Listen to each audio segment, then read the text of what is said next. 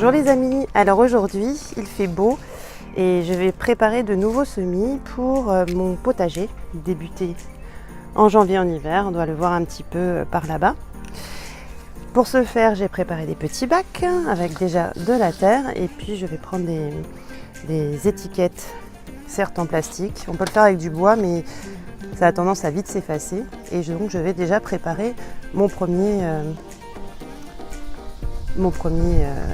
travail, c'est-à-dire d'identifier mes semis. Donc ici, on va mettre des haricots verts. Ici, des poireaux. Ici, des navets. Ici, du fenouil. Et j'ai déjà préparé, puisque j'en ai déjà fait en semis, des épinards. Toute cette petite compagnie, une fois qu'elle sera partie en semis, je ne la planterai pas par hasard parce qu'il y a des espèces qui s'entendent bien mieux avec les unes que les autres je vais mettre mes gants, pour pouvoir s'épanouir et s'apporter du bonheur en grandissant, en poussant. Le poireau aime le fraisier, par exemple.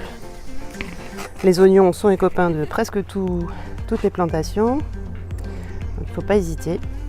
Alors, j'ai 4 bacs et j'ai 5 choses que je voudrais semer. Ici, je vais faire un truc spécifique. En fait, ça va, comme d'habitude, pour les semis, me concernant en tout cas, ça va mieux sans les gants. Alors, moi, je vous donne mon astuce. Quand j'ouvre un sac de graines, quand il y a à l'intérieur, donc ici les haricots, c'est pas le cas, mais les haricots verts, mais quand j'ouvre un sac de graines dans lequel à l'intérieur on va tomber dessus sur les poireaux, etc., il y a déjà un autre sachet, il n'y a jamais écrit le nom de ce que contient le petit sachet à l'intérieur. Donc même si on le range bien, moi je continue toujours parce qu'on n'est pas à l'abri que quelque chose tombe. Donc je réécris sur le petit sachet à l'intérieur du grand sachet le nom de ce qu'il y a en graines. Voilà, donc j'ai fait, au final j'ai mis ici 8 pieds de haricots verts, je recouvre. Et puis je vais pas laisser ça comme ça. Mon meilleur ami, la taloche, pour compresser un petit peu tout ça. Et bien sûr, avant de mettre la cloche, je viendrai arroser généreusement.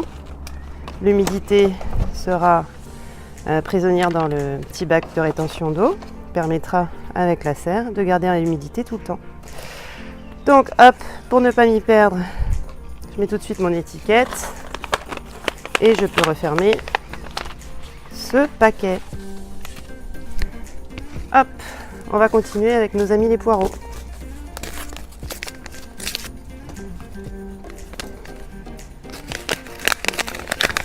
Alors, comme je vous le disais, typiquement ici, on va faire un peu de pub pour Villemorin, j'ai un sous-paquet parce que les graines sont très fines. Donc, par expérience, j'inscris plutôt vers le bas parce que je vais le plier, le nom des graines, au cas où le petit sachet vienne à sortir du grand. Voilà, tout ça au fur et à mesure dans une poubelle, histoire que ça ne finisse pas dans la nature. Alors, les graines de poireaux, elles sont petites, hein. Je vais faire pas mal de semis. Parce qu'on adore ça, surtout mon Louis, du haut de ses 7 ans. Alors j'ai acheté, pour info, un petit appareil qui permet de faire les semis. Mais alors comme j'ai 2 mains gauches, honnêtement, à chaque fois, j'en mets trop. Je suis pas douée, je m'en sers mal. Donc moi, mes doigts et mes mains, même si j'ai 2 mains gauches, alors j'ai fait un premier rang, même si j'ai 2 mains gauches, et mes mains restent quand même plus pratique pour moi, qui n'est pas encore acquis, la bonne utilisation du petit semoir. Voilà. Voilà nos amis les poireaux. On recouvre. Taloche copine.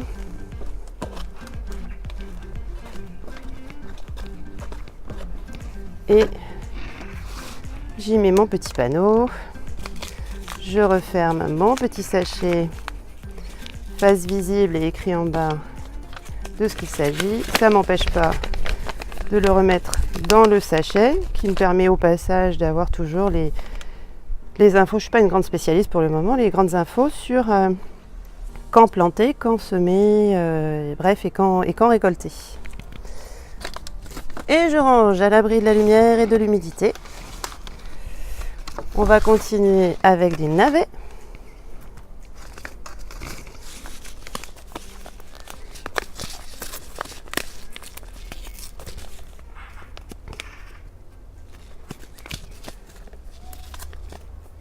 Voilà.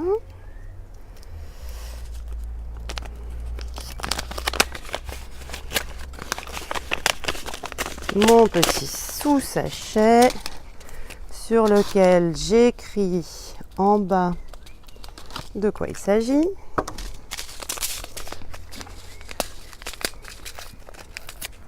Donc là, c'est l'éclate, hein. On est vraiment sur la période où on plante.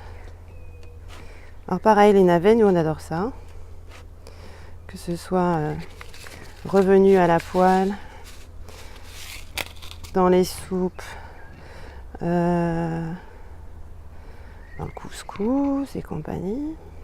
On adore ça. Et pas que. Vraiment une fricassée de navets cuit vapeur et revenu à la poêle avec un peu de beurre et des condiments. C'est super bon. Voilà. Toujours la même technique. Je recouvre. Je taloche. J'ai trop l'impression d'être dans le milieu du bâtiment. Ça me fait rire parce que non, du tout. Je n'ai pas cette connaissance. Je referme mon petit sachet pour qu'il soit à l'abri de l'humidité. Toujours en prenant soin de laisser vers le bas le nombre des graines qu'il y a à l'intérieur. Et je replace néanmoins le tout dans le sachet du fabricant. Et je range, ça j'enlève. Et puis enfin, mon grand bac, il va me servir aujourd'hui. On va faire un mélange avec des épinards et du fenouil. Tiens, on va commencer par le fenouil, je ne l'ai pas encore fait en semis. Même histoire.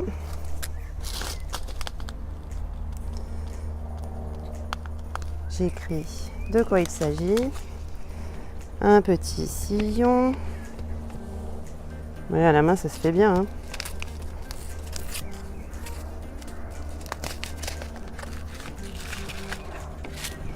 Ça me rappelle ce qu'on prend quasiment tous les soirs dans les tisanes que nous affectionnons particulièrement avec mon chéri.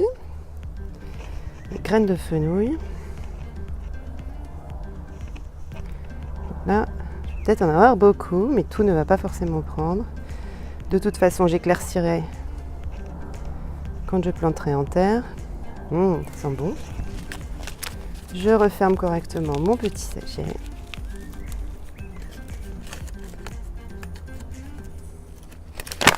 Que je replace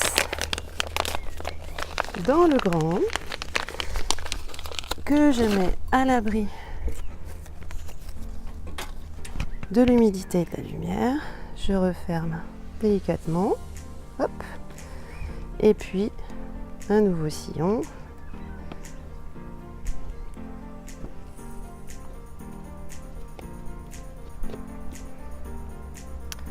Pour mes épinards. Pareil, ça les enfants, ils en raffolent.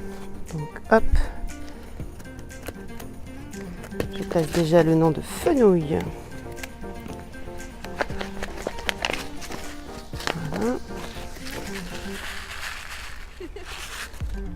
Des épinards. Alors pareil, hein, là, je les mets bien trop rapprochés, mais ce qui va sortir, ce qui va pousser, germer, je vais éclaircir pour mieux les planter. Ensuite, sous serre ou à l'extérieur du potager. Là, on est en train de parler vraiment du début, pardon.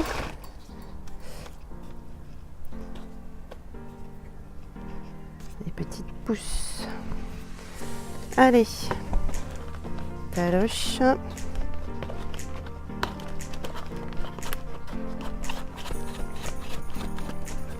Voilà. Je replace le fenouil ici, les épinards ici. Ça, j'en ai plus besoin. Et puis, avec mon petit appareil spécial. Allez.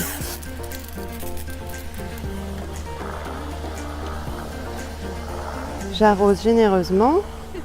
Parce que de toute façon, ce qui va être rétention d'eau va tomber.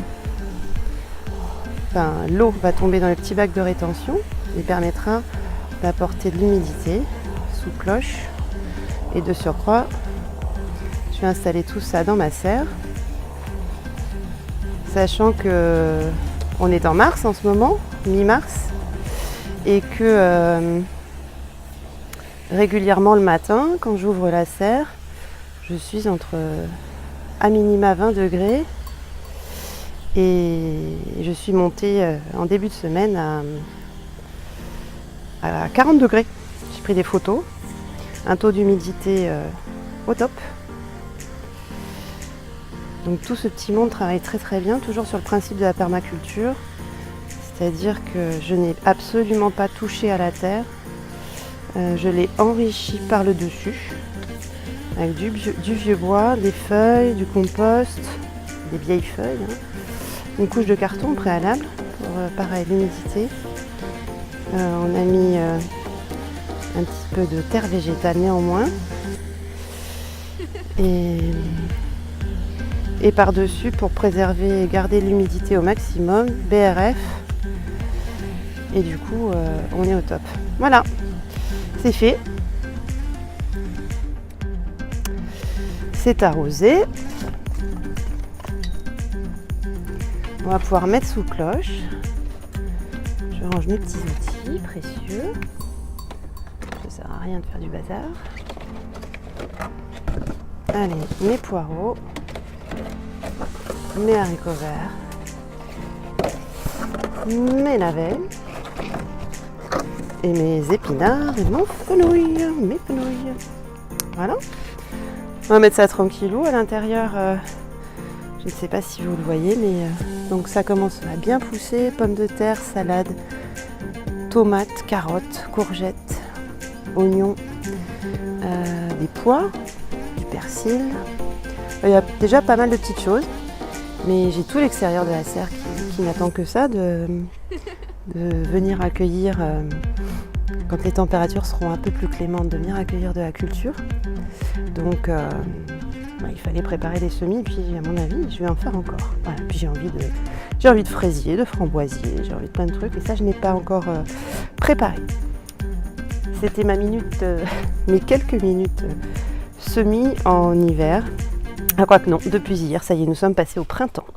Oui, on est le 21 mars. Donc, en tout cas, toute l'aventure a débuté en janvier. Allez, à bientôt.